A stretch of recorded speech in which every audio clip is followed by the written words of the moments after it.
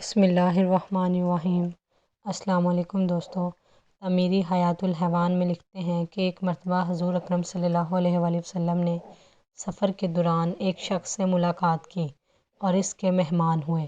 اس نے آپ صلی اللہ علیہ وآلہ وسلم کی اپنی حیثیت کے حساب سے پوری ضیافت کی۔ وہاں سے چلتے وقت آپ صلی اللہ علیہ وآلہ وسلم نے اس سے فرمایا، اگر تم ہم سے کچھ چاہتے ہو تو ہم دعا کریں تاکہ تمہاری مراد پوری ہو۔ اس نے کہا، خدا سے دعا کیجیے کہ مجھے ایک اونٹ عطا کرے جس پر میں اپنی ضروریات زندگی رکھ کر سفر کر سکوں، اور چند بھیڑیں جن کے دودھ سے میں استفادہ کر سکوں۔ پیغمبر اسلام صلی اللہ علیہ وآلہ وسلم نے اس کے لیے دعا کی، پھر اصحاب کی طرف متوجہ ہو کر فرمایا، کاش اس شخص کی ہمت بنی اسرائیل کی بوڑھی عورت کی طرح بلند ہوتی۔ یہ ہم سے کہتا کہ اس کے لیے دنیا و آخرت کی نیکیاں خدا سے طلب کریں۔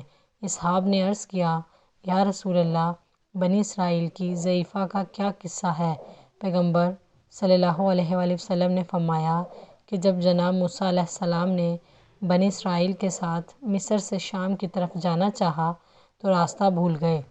بہت جستجو کی مگر کچھ پتہ نہ چلا تو حضرت موسیٰ علیہ السلام ڈرے کہ کہیں پہلے کی طرح پھر کسی پریشانی میں مبتلا نہ ہو جائیں۔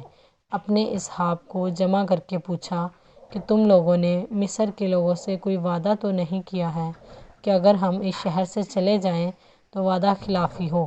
لوگوں نے جواب دیا، ہاں، ہم نے اپنے آباء و اجداد سے سنا ہے کہ جب جناب یوسف علیہ السلام کا انتقال ہوا تو انہوں نے مصر والوں سے خواہش کی کہ جب تم لوگ شام جانا ہو تو میرا جنازہ ساتھ لیتے جانا اور میرے باپ یعقوب کے پاس دفن کر دینا۔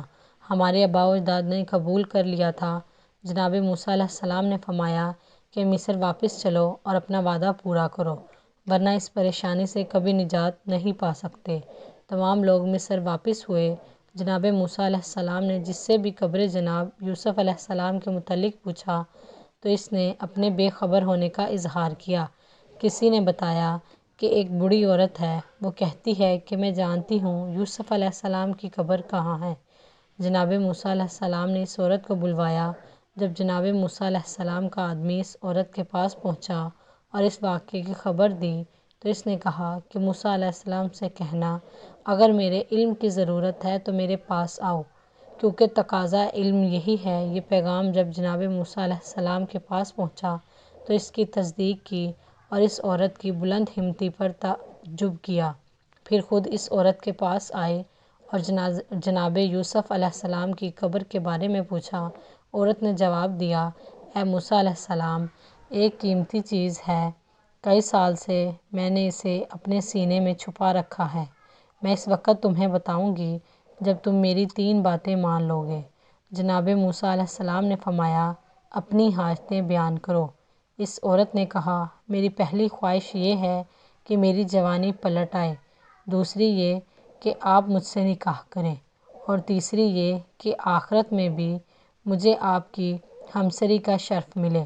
حضرت موسیٰ علیہ السلام اس عورت کی بلند ہمتی پر، جو کہ اپنی ان خواہشات سے دنیا و آخرت کی سعادت چاہتی تھی، تعجب کرنے لگے اور خدا سے دعا کی کہ تو اس عورت کی تینوں دعائیں پوری ہوں۔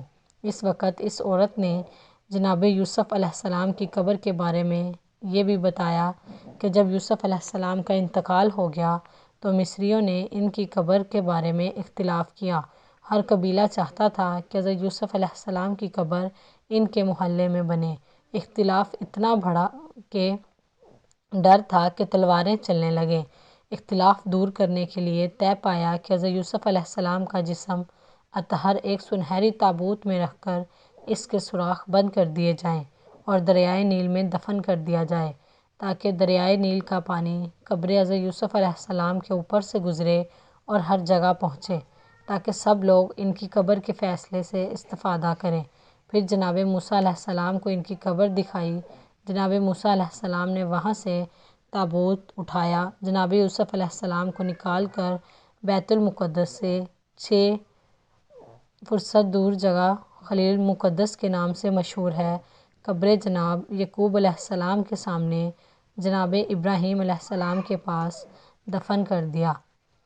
صدام ابن ابی فراز لکھتے ہیں کہ سلمان فارسی رضی تعالیٰ عنہ جب مرض الموت میں مبتلا ہوئے تو سعد ان کی عیادت کے لیے گئے۔ سلمان فارسی رونے لگے۔ سعد نے پوچھا، کیوں رو رہے ہو؟ بلکہ اس لیے روتا ہوں۔ حضرت سلیمان علیہ السلام نے جواب دیا کہ میں دنیا کی لالچ اور اس کی محبت میں نہیں رو رہا، بلکہ اس لیے رو رہا ہوں کہ پیغمبر اسلام صلی اللہ علیہ وآلہ وسلم نے ہم سے عہد لیا تھا کہ ہم لوگ اس دنیا سے صرف اتنا توشہ سفر اختیار کریں جس طرح کسی سوار کو ایک جگہ سے دوسری جگہ جانے کے لیے ضرورت ہوتی ہے۔ اب میں اس لیے رو رہا ہوں کہ مجھے خوف ہے کہ کہیں اس اندازے سے زیادہ میں نے تصرف نہ کیا ہو۔ سعد نے کہا، اس وقت میں نے سلیمان فارسی کے کمرے میں چاروں طرف دیکھا تو صرف ایک لوٹا، ایک پیالہ اور ایک دشت نظر آیا اور کچھ نہ تھا۔ جب جناب سلمان فارسی رضی تعالیٰ عنہ کو مدائن کا گورنر بنا کر بھیجا گیا تو اپنے گدھے پر سوار ہو کر تنہا چل دیے۔ مدائن کے لوگوں کو یہ اطلاع مل چکی تھی کہ ان کے لیے سرِ راہ ہو کر کھڑے ہو گئے کہ مدائن کا حاکم جس کا نام سلمان فارسی ہے آ رہا ہے، اور وہ استقبال کے لیے سرِ راہ کھڑے ہو گئے۔ کچھ دیر گزر گئی مگر کوئی نہ آیا، یہاں تک کہ دیکھا کہ ایک شخص گدھے پر سوار ہے اور شہر کی طرف آ رہا ہے۔ اس سے پوچھا، تم سے امیر مدائن کی ملاقات کہاں ہوئی تھی؟ تو سلمان فارسی نے پوچھا، امیر مدائن کون ہے؟ جواب ملا، سلمان فارسی، جو کہ پیغمبر صلی اللہ علیہ وآلہ وسلم کے اصحاب میں سے ہے۔ حضرت سلمان فارسی نے جواب دیا کہ امیر کو تو نہیں جانتا، البتہ سلمان فارسی میں ہی ہوں۔ یہ سن کر سب نیچے اتر آئے اور اپنے اپنے گھوڑے جناب سلمان کی خدمت میں پیش کرنے لگے۔ جناب سلمان نے کہا، میرے لیے یہ گدھا ہی بہتر ہے۔ اس شہر پر پہنچے تو لوگوں نے دارالامارہ میں لے جانا چاہا۔ جناب سلمان نے منع کیا اور کہا کہ میں امیر نہیں ہوں کہ دارالامارہ میں جا کر رہوں۔ ایک دکان کرائے پر لے کر اس کو اپنا مسکن بنایا اور لوگوں کے درمیان حکومت کرنے لگے۔ ان کی ضروریات زندگی میں ایک کھال تھی جس پر وہ بیٹھتے تھے، ایک لوٹا طہارت کے لیے اور ایک اصحابی ساتھ لائے تھے، اس پر وہ راستے میں تکیہ کرتے تھے۔ ایک اتفاق سے ایک دو شہر میں زبردست سیلاب آ گیا۔ تمام لوگ اپنے مال و دولت، بیوی بچوں اور اپنی جان کے خوف سے پریشان تھے اور فریاد کر رہے تھے۔ جب سلمان فارسی رضی تعالیٰ عنہ اپنی جگہ سے اٹھے، خال کو اپنے کندھے پر ڈالا، ایک ہاتھ میں لوٹا اور دوسرے ہاتھ میں عصا لے کر بغیر خوف و ہراس کے راہ نجات اختیار کی۔ اس وقت کہتے جاتے تھے کہ ایسے پرہیزگار اور کم مایہ لوگ جو دنیا سے محبت نہیں رکھتے، روز قیامت نجات پائیں گے۔ امید کرتی ہوں آپ کو آج کی ویڈیو پسند آئی ہو، تو ہماری ویڈیو کو لائک اور چینل کو سبسکرائب کیجیے۔ ملتے ہیں اگلی ویڈیو میں، تب تک کے لیے اللہ حافظ۔